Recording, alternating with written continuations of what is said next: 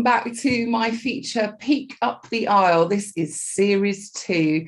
Now, for those that have been following us, and indeed those that are just joining us, just to give an explanation, we are recording interviews with celebrities and TV personalities to offer some inspiration to couples out there that are due to get married, that have just got engaged, and for all of those that have had to postpone, just to say, keep the faith, hang in there, it will happen. So today, and to kick off series 2, I am talking to a lovely lady. She is a former children's TV presenter, presenting the likes of the Disney channels, CBBC. She's actually a current presenter on Channel 4's A Place in the Sun. And as you know, I'm a huge fan of the show. She was also a starlet and lead presenter on Channel 4's recent Black to Front project to increase diverse representation on TV. I'm looking down at my notes because there's so much to say about her.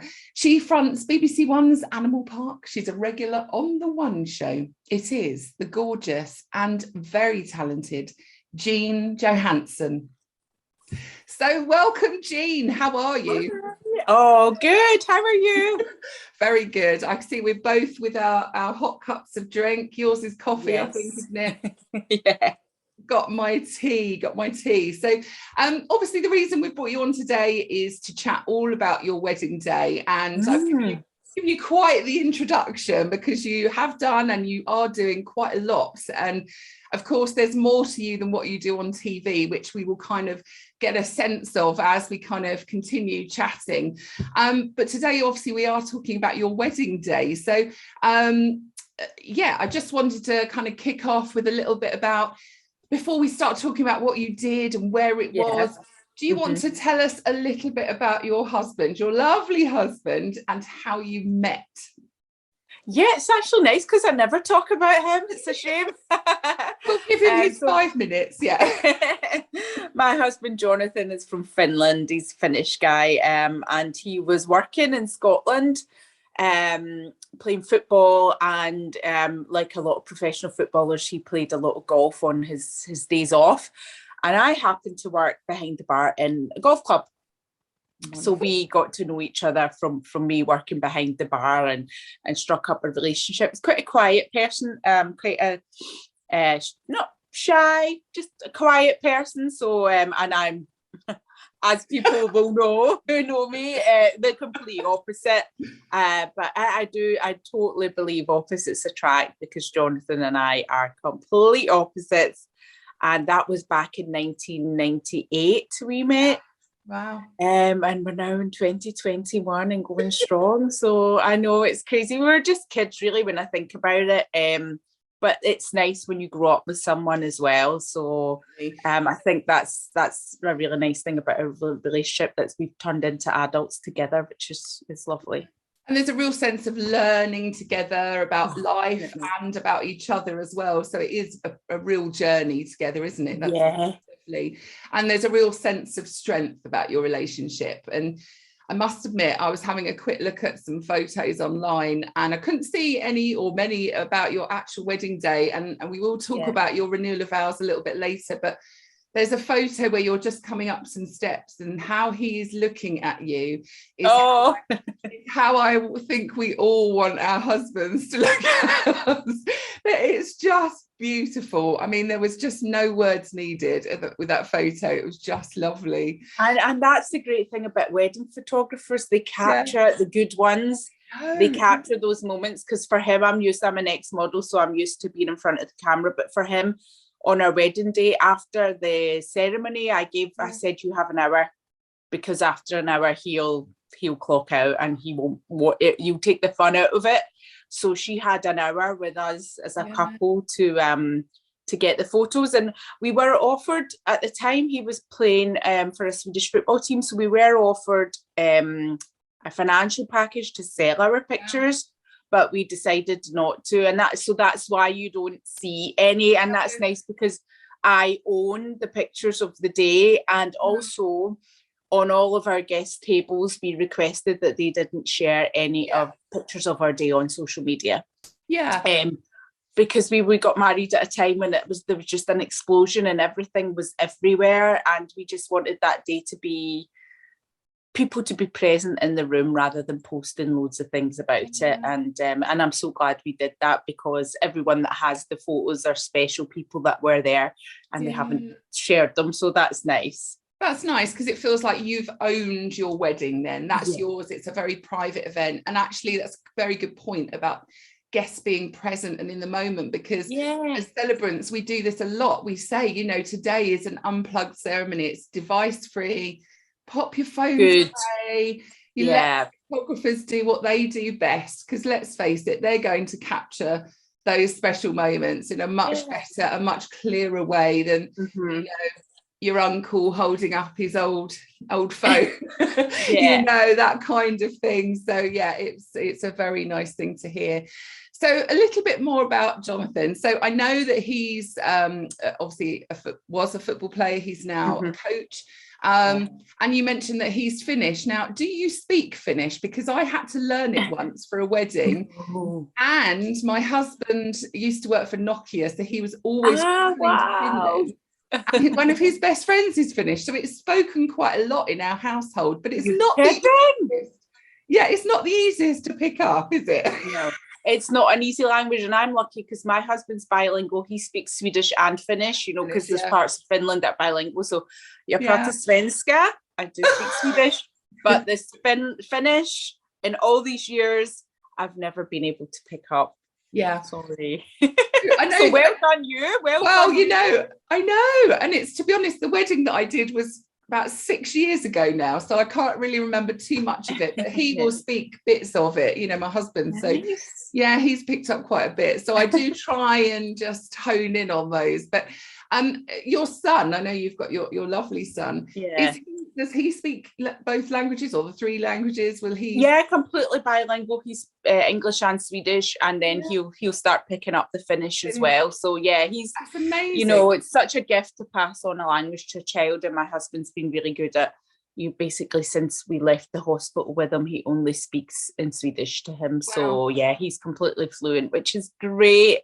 And any sort of bilingual parents out there, do it, because there's lots of myths like, well, if it's not the mother's tongue, they won't pick it up, or you know, if they don't hear it all the time. That's not true. You know, I didn't speak Swedish. His dad did. And he's completely fluent now at 10 years old. So yeah, it's nice. Amazing, isn't it? No, well done, guys. Well done. So your wedding day, we know that it was a very private event. So tell us where you had it. What style of wedding was it? Just give us a flavour of what you did. Well, I kind of unashamedly went all out. It was very, very hard for us to choose where to get married, because obviously I'm Scottish and you have so much choice of castles and stately homes. And but to my surprise, there was a lot of rules that came with that, especially some of these older institutions that, like, your guests have to leave by 12, you can't stay on the premise, and that just wouldn't work for us. So I had a look at some gorgeous Scottish venues, but couldn't quite find the right one. We thought Finland was a bit too far because it would involve 2 flights for a lot of our guests. So we sort of went in between Stockholm, where my husband's born, and Sweden. Easy direct flight from Edinburgh, easy direct flight from Helsinki. So we thought that's fair, I guess. Yeah. We'll only have to get 1 flight in. And we chose the Grand Hotel. Wow. There is a room called the Spegelsalen, which is the mirror room. And it's basically a sort of, it's going to sound tacky, but it's not. It's a lovely room. In fact, the Nobel Peace Prize was once given out there. It's a sort of a copy of Versailles Palace type of thing. Wow. So very ornate, very, very, it's just completely over the top with chandeliers and gold plated walls, and like the most ornate, ostentatious room you can think of is where we had a reception. In contrast, our church was little local Swedish Finnish church, very unassuming, small, sort of in a little courtyard. But across from it is the palace, where the Swedish royal family have their residence. So it was, it just all felt very grand. Just lovely, because we're not like that as people, so it was nice to just do it for one day. Yeah, but also nice, like you say, to have that contrast, you know, the church, the ceremony part where it's supposed to be quite intimate and personal. Exactly. Got to have that moment where it was away from that, and then obviously celebrations were in a more appropriate sort of place. I'm guessing, did it ever feel quite sort of, I don't know, did you feel self-conscious with all those mirror things and everything everywhere, walking around thinking, oh, look, there's me again in the mirror? No, I think it was just nice to, for the guests from abroad as well. You know, Swedish history is really interesting, and Sweden's historically quite a rich country, so it was just showing off, you know, that harking back to the old time when Sweden had loads of money and they would build big, you know, ornate rooms like that, and it was just something completely different from anything you'd see in the UK. So although it was ornate and over the top, I felt at home in that room because of the love in the room, and you'll know as a celebrant there's a weird thing that it sounds cheesy, but the love in the room just takes over. So it really doesn't matter if you're in a barn or a big massive ballroom. It's the energy that day is, you're barely even taking in your surroundings because you're just so into every person that's in that room, and that's the best thing about a wedding day, I think. I think so, yeah. I mean, I always say to my couples, you know, your guests are your best embellishments for your day. You know, it's lovely to have all the decor, of course, you know, and all the bits and pieces, but actually seeing your favourite people around you is all that you can ask for, really, isn't it? Completely, yeah. So rewinding just a little bit, so we understand a little bit now about where you had your wedding and the type of day that you were having, and we'll ask more about that. But how did Jonathan actually propose? So you we know how you met, but your journey to that day, what was the proposal like? Was it, I imagine, sort of something quite intimate, or was it completely different? It was nice. He had a really busy schedule, you know, as a professional player. So you know, people don't realise it's quite, I was working telly, he's working football, so time away, just the two of us, was really, really rare for a lot of years. But this one weekend we had off, we decided to come to Scotland, Loch Lomond, Cameron House Hotel, which was a favourite of both of ours.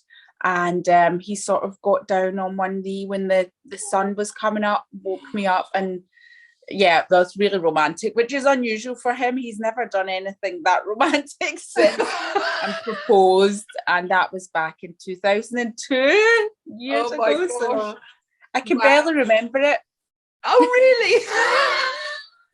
But it was nice, and it was lovely and romantic, and such a beautiful setting. And for that reason, you know, Cameron House always has a really special, and Loch Lomond has a really special place in my heart. Yeah, that's nice to have that moment, isn't it? Yeah. And those little stories to pass on to your children, you know, and stuff like that. I think that's really lovely. Yeah. So obviously fast forwarding back again then, so we're at your day, you're having this lovely church wedding. Did Dad walk you down the aisle? Yes. Because I know that are you the second youngest of 7 children? Yeah, exactly. Was your wedding party huge? Did you have everybody? It was huge, just with family, and Jonathan's from quite a big, well, he's got 3 brothers, but he's cousins and uncles and all of that is, you know, we've both got quite big families. He's actually from quite a religious family. I think there's 3 priests in his family. Wow, so his uncle married us. Oh, lovely. And my dad walked me down the aisle. So all the traditions were there in that way, but we had a bit of a disaster with the hymns. Some were in Swedish, some were in English, and oh, wow. My mum chose a really bizarre, obscure hymn that was a favourite of hers, and you know, the church basically just went silent just because nobody knew the melody or the rhythm or how to sing it, apart from my one friend who used to go to Girls' Brigade and Sunday school, who knew the song, so she sort of belted it out, and there was that one person kind of singing along, but it was intimate, it was nice, it was completely different from a reception. It was just a really small old church, and again just a really beautiful feeling inside the venue. It was lovely. So you mentioned obviously you are from Scotland, you're Scottish, and obviously Jonathan's background, but you also have Kenyan roots as well. So was there any element of your culture, your heritage, you know, sort of in your wedding day in any way? Was it sort of Did you manage? I guess more we sort of did more Swedish things just because we were in Sweden. Yes, so yeah. there was a Scandinavian influence on the food more, and a lot of their traditions.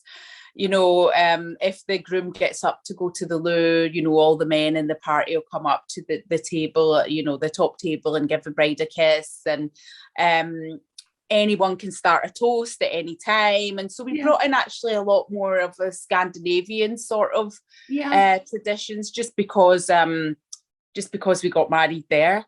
Yeah, and actually they're very interactive. We have done a few Scandinavian weddings. So very interactive. Very interactive, gets everybody involved, feels part of what's going on, and more engaged with it, doesn't it? So, I mean, we have actually had some, sounds like we've been and done everything, we haven't, but we have had some couples, multicultural couples, where we have had Kenyan influences and just little nods to the traditions, because the cultures vary, don't they, from sort of country to country, so it's very difficult to just sort of pinpoint one thing, but just nice little gestures. And it sounds very much like you managed to have some of that, with Jonathan's background as well. So tell me about your dress. Now, I know that you were a model and you still are model-esque, aren't you? I mean, you are just lovely. How did you feel? Did you feel like you needed to prove something on the day, or was it very much, I'm going to wear what I want to wear? And, how did you sort of feel about all that? The hunt for my wedding dress went far and wide. I remember looking into Vera Wang in Manhattan, on Madison Avenue, to small boutiques in Scotland, to Bond Street in London. And then my mum sort of pulled me aside and said, me and your dad would love to buy your dress, which was amazing. They're not people that have a lot of money, but it was important to them to do that. So my budget went from, very, very high, because it would have been my husband picking up the bill, to being a bit more modest because I knew my mum and dad would be paying for it. So I went to Pronovias on Bond Street and tried on dresses. Two of my sisters were there, my mum, and it was kind of walking out modelling. And there was one I put on and I walked out. My sisters went, "That's you, Jean. This is you." Wasn't a big, ornate, massive thing, which I thought I would go for. It's a dress that I could probably get away with wearing to an event. Wow. White, beaded, fitted, elegant. I've got it on a mannequin in my dressing room, actually, which I think every woman should do, by the way. I hate the thought of wedding dresses being in bags and lofts. And it was just me. They were right. It was just me. And, friends of mine, it was a secret. So on the day, when everyone turned to look, when I walked into church, they were like, "It's Jean." Something that I would wear to the Oscars or the Brits or, an award ceremony and that. So I ended up sort of going for that kind of look, just a fabulous dress rather than a wedding dress. And I love it. I love that you've kept it as well and display it, because definitely. Mine is in the loft, and I do. Just buy a mannequin and put it on. And you can put it in your hallway, you can put it in a bathroom, you can just a corner. All you need is a corner. Get your wedding dress on it. Yeah, it's such a good idea. I might start a campaign. I'll front it for you. Yes. I mean, I know so many couples that are, what do we do with it afterwards? Put it, like most people put it in the loft. Some people will sell it. I still am undecided what I need to do with it. So I do like that idea, actually. So I might adopt that one.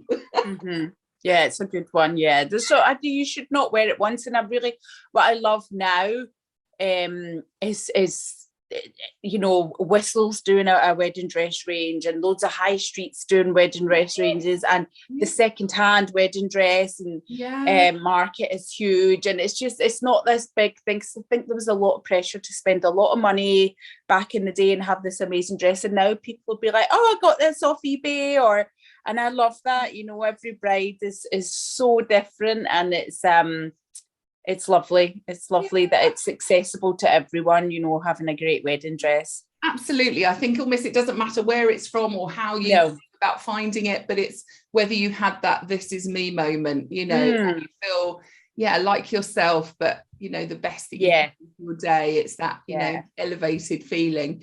So were you nervous on your day? Because I know you're very comfortable in front of camera and things like that, but in front of family and friends, sometimes that can be even more overwhelming. But how were you on the day? Not one bit nervous. My bridesmaids stayed with me the night before. We got up that morning, had breakfast, had a giggle. It was just, it was almost like getting ready for a live show. Yeah. And a girlfriend of mine that works in telly said it to me. She did. She went, we do this every day, she said to me. Yeah. And she was right in a way, because we do, especially when you're doing live TV, the cameras go on and you're on. And I wasn't on in that way, I wasn't putting on a show, but I felt very comfortable. Loads of people looking at me, I get that all the time. You know what I mean? I think for some people, of course, that you would never have that many people turning around and looking at you and wanting to talk to you and wanting to be around you and needing your time. But we kind of, over the years, I've had that quite a lot in my job. So that didn't faze me at all. It was really fun. Getting in the cars was fun. Going to the venue, it was all fun. I was so excited. Excitement was the biggest feeling I remember of the day, and trying to be present, because as every bride will tell you, it goes so fast. It does. You know, so it was really just trying to be present. So no nerves from me, none. And of course, my husband's ran out in front of 40, 50, 60,000 people to perform. So, you know, neither of us were phased. It was all excitement and just happiness. Yeah. Were there any tears at all from either of you? Because I know again, no, I think we sort of I was just so happy. I think he was quite nervous as I was walking down the aisle, but no, tears when you're remembering the people that are not there on the day. That's always a real heartfelt moment, because you want nothing more. Although I believe those people are in the room for sure. That's when we saw some tears. There was some lovely speeches, some lovely memories, paying tributes. People had came, you know, from all over the world, people that couldn't be there. That's always quite emotional. So at those points, there was tears. God, I'm getting a real sense, that warmth coming from, you know, your story here. And I imagine that it was a really beautiful day. What would you say was your were there any standout moments, sort of anything that you look back on and think, that was, you know, a moment that I will take with me, kind of thing? You know, was there anything that stands out? I think at that moment that I think every groom sort of melts when they're doing their speech, and Johansson sort of said, called me his wife for the first time. Oh yeah. That I think for every bride, that's, isn't it? Because it's just like it'll only be the first time once, and it's just weird. It's weird to just think, I'm somebody's wife now. So that was a beautiful moment. My dad's speech was brilliant. My dad's a teacher and a great an ex-teacher and a great public speaker. So, you know, to hear him talk about me from pushing me in the pram to being there on a proud day for him was lovely. And just at the end, we sort of did some traditional what you would traditionally find at a Scottish wedding is everybody being absolutely pissed and dancing to the Proclaimers. And I remember that moment when everyone was just in a circle, kind of holding hands and singing, you know, Swedish, Finnish, we're Scottish, and singing this song. And we just looked at each other. And that was actually the moment when we snuck out. And that was a beautiful moment, just to see all these people we've loved over the years, you know, all these characters in our story of our lives all together.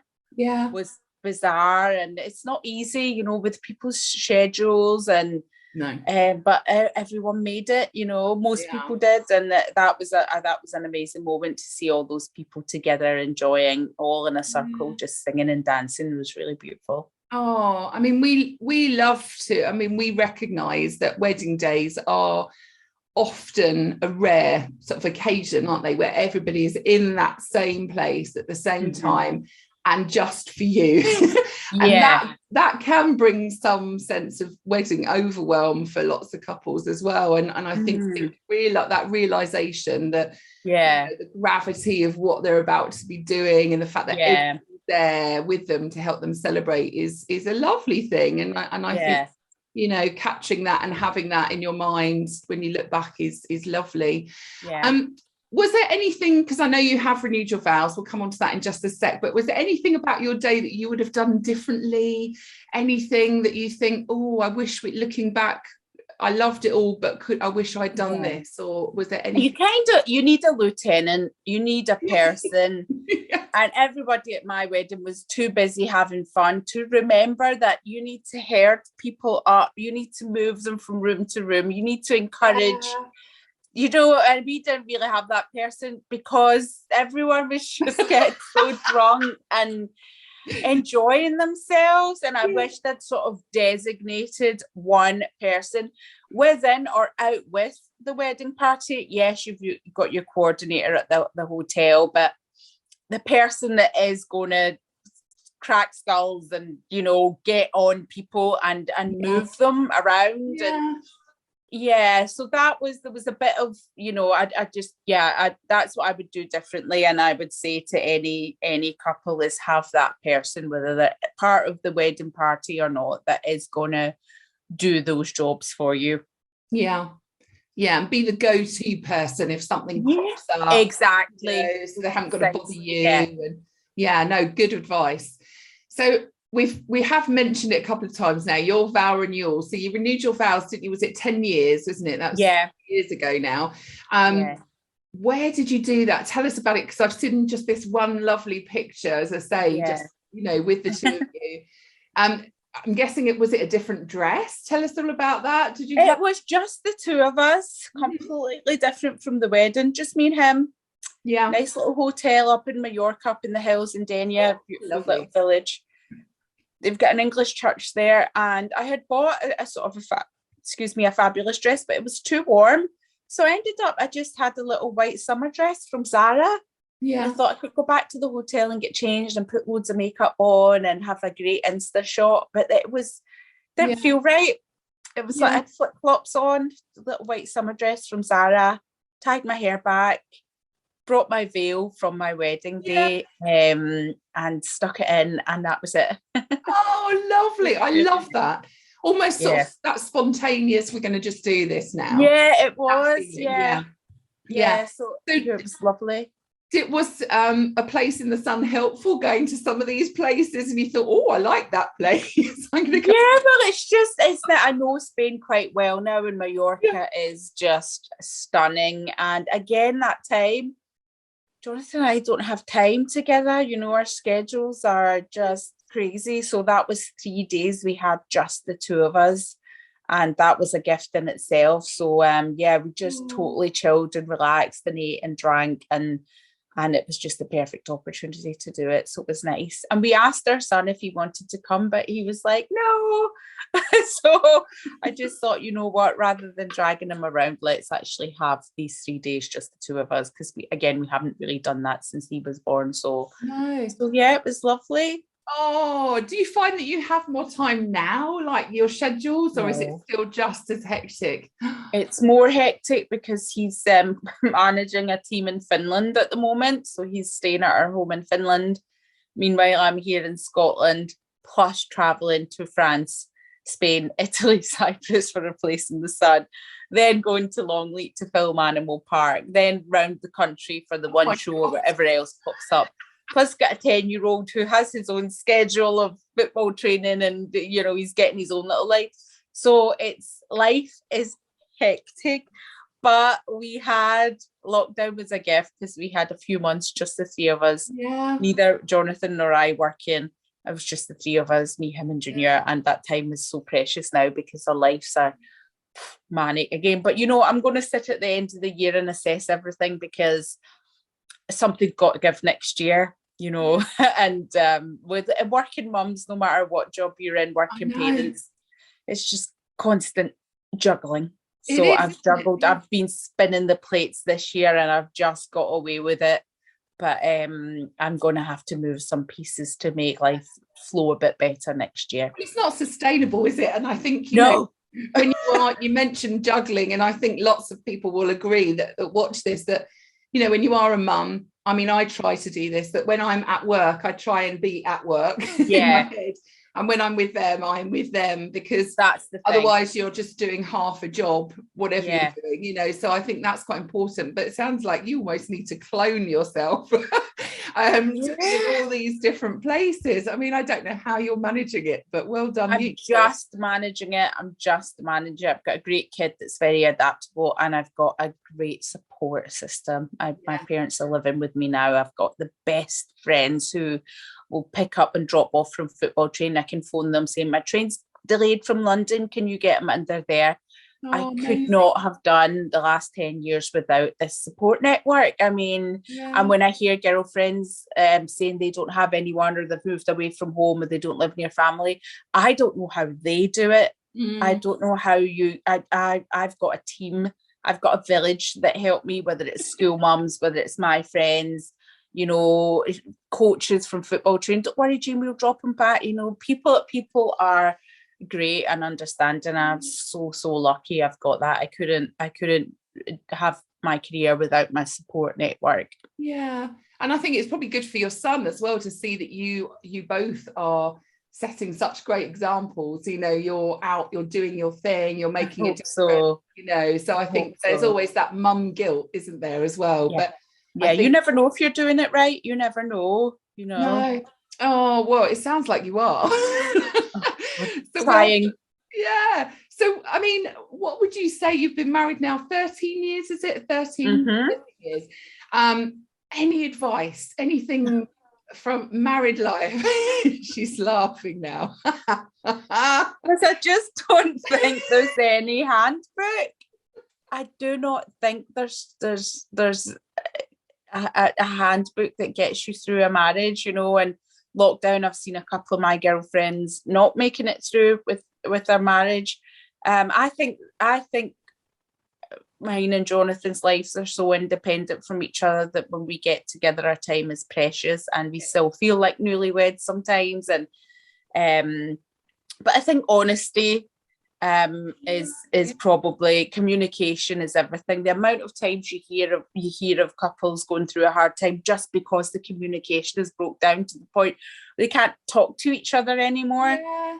For good or bad, you know, I'm a very honest person, and I think just keeping those channels open and honest and real is what's going to get you through the good times and bad.